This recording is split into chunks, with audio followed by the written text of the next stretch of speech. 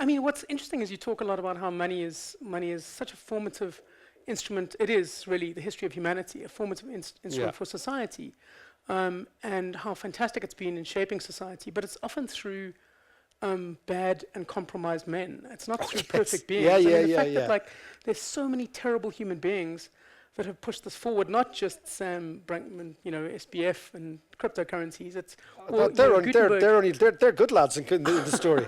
I mean, do you want to tell a story about Gutenberg? Because I thought he was Gutenberg is a great story. So again, the book takes the premise of the book is the idea that much of human progress has been coincident with, not caused by, but coincident with innovations in this technology money. And the technology money emerges,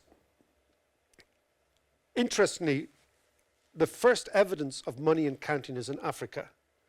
18,000 years ago in the Congo, with a thing called the Ishango bone, which is in a small natural museum in Belgium, which I went into. And you realize if you're not a school teacher or somebody who's running a bunch of kids, you seem like a bit of a creep in a museum these days, right? Nobody goes except weirdos like me. So I went in to look at this bone, and the bone was basically, it's a femur of a baboon, and there are little notches in this bone, and it is thought that this is the first evidence of human numerical sophistication. Now, it's believed that there are a number of possible uses for this, but one of the possible interpretations is that this was a tally stick that this tribe in Congo, in the Congo River, were using to settle debts with each other, okay? And the reason they were settling debts is one of the great myths that economists came up with in the 19th century was there was a thing called barter. There's no evidence of barter ever. This is really quite interesting. Something we assume that people rocked up and said, I have a goat. No, well, I've got 2 pigs. Great, we'll do trade. Right? That never happened.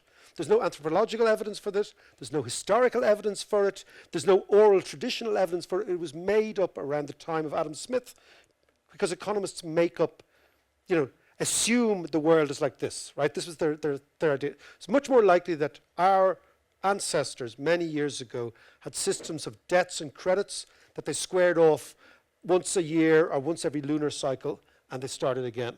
That's much more likely. And it's thought that the Ishango bone is part of that initial story. But the general idea of the book is that when humans started to leave the savannah and the plains and settle down, and when we stopped being hunter-gatherers and we started to settle down in complex societies, around 5,000 years ago in, for example, Sumeria is the example I've taken, but there was also the example in China, and there's also the example of Mesoamerica. But I've taken Sumerian because there was more data, there's more evidence there. That humans came up with what we would call the foundational technologies of civilization at around the same time. Money, numbers, writing, organized religion, legal systems, all of these, what I call social technologies, co-evolved and emerged at around the same time, suggesting to me that they were coping mechanisms that humans came up with to deal with a complex world. So if you're out in the savannah running around with your cousins and your family, the number of relationships you'll come up with in your life are very, very limited. If, on the other hand, you're thrust into reasonably complex societies, you're meeting people you've never seen. You meet people you don't know.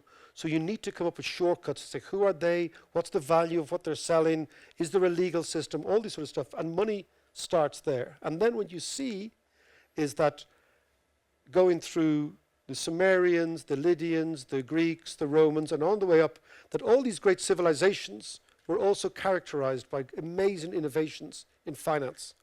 And the idea is that finance propels humanity forwards, and that I made the claim, so the anthropologists will tell you that humans for the first 400,000 years of our existence were a pyrophyte species, a species that was, whose success was down to our relationship with the technology fire.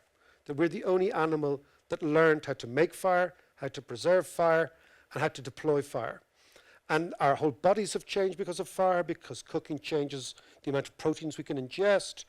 Our social intelligence, our imagination has become much greater because we sat around talking for thousands of years, hundreds of thousands of years.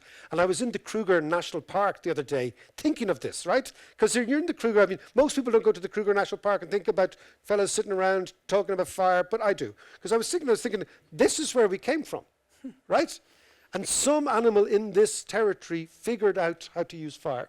And what I've suggested is that for the first 400,000 years ago, we were a species that was dominated by our relationship with fire and how we adapted to fire and adapted it to us. And in the last 5,000 years, we have become a species that is determined by our success, has been determined by our relationship with another incredibly energy, which is money that we have created.